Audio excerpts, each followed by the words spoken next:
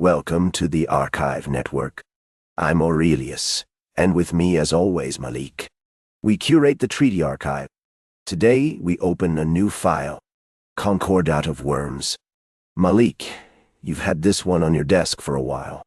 Imagine a world where spiritual salvation and political rule are locked in a bitter struggle. This was medieval Europe, a battleground for two colossal forces, the Holy Roman Empire and the papacy. The stakes were immense. Who had the right to appoint bishops? It wasn't just a bureaucratic matter. It would shape the very soul of Europe. That's where you miss the depth of this conflict, Aurelius. It wasn't just about appointments. It was about loyalty and power. Bishops held vast lands and commanded armies. The emperor and the pope weren't just fighting over titles. They were struggling for the hearts and minds of the people. Each village felt the ripples of their clash. True. Wow. The roots go deep, tracing back to Pope Gregory VII and Emperor Henry IV. When Henry insisted on appointing his bishops, the Pope excommunicated him. A bold move that cut him off from sacraments and authority. It was a crucial moment, one that showcased the Pope's power over the Emperor, but it also ignited a bitter feud. Aurelius, excommunicating Henry IV, wasn't just a show of power. It was a desperate gamble for the Church's credibility. When Henry crossed the Alps to Canossa in 1077, seeking absolution, he wasn't just a ruler. He was a desperate man. The walk to Canossa became a symbol, but it didn't resolve the deeper issues. It deepened the divide. You're not wrong. The walk to Canossa became a powerful symbol, but it wasn't the end. The struggle persisted, dragging on year after year. Neither side would yield, digging in their heels. The stakes were enormous. As bishops controlled resources and armies, the empire turned into a battlefield for influence, with every skirmish echoing the larger conflict. We often forget that power isn't just about the throne. It's about who holds the reins of authority in everyday life. And let's not forget the human cost. The Church faced deep internal divisions that only complicated matters further. Reformers battled traditionalists, and the divide ran deep. Some clergy chose to side with the emperor, while others clung to their loyalty to Rome. For ordinary people, it wasn't just a power struggle. It was a crisis that disrupted their lives, tearing families apart and shaking their faith. They were caught in the crossfire of ambition and belief, and their struggles often went unheard. Certainly. As the empire faced rebellion and instability, German princes seized the moment with remarkable audacity. They capitalized on the chaos, using the controversy as leverage to assert their independence.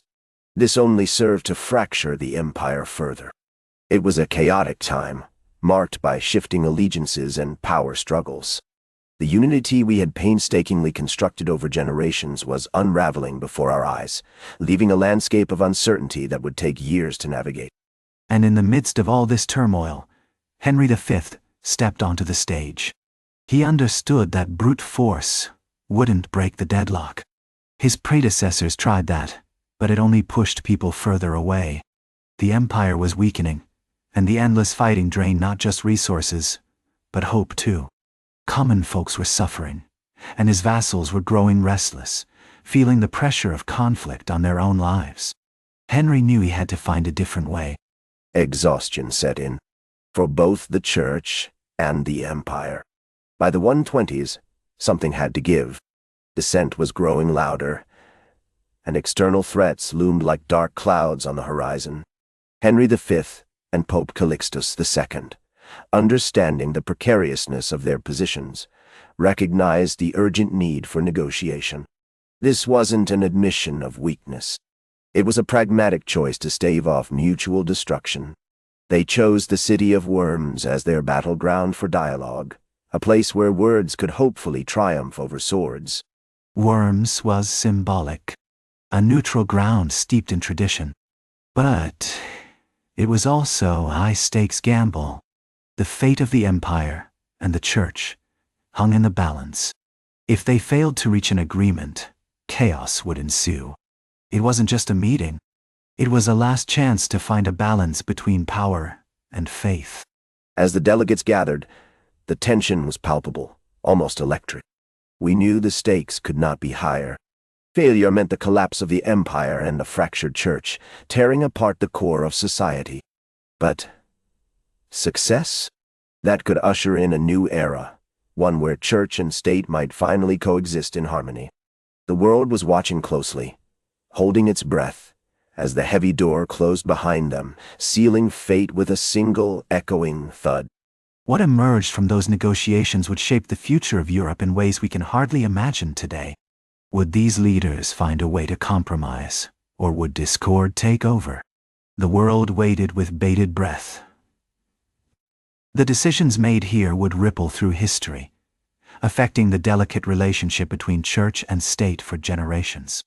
The stakes were immense, and for many ordinary people, the outcome would mean the difference between peace and turmoil in their daily lives.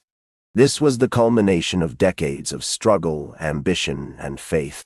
The diplomats had a monumental task ahead. They were about to decide the fate of an entire continent. The weight of history lay heavy upon their shoulders. We must remember, the choices they made would echo through generations. Each decision, each agreement, had the power to shape alliances and forge rivalries. The stakes were high, and the world watched closely, waiting to see what would unfold. That's where we leave it for now. Part 1 of 5.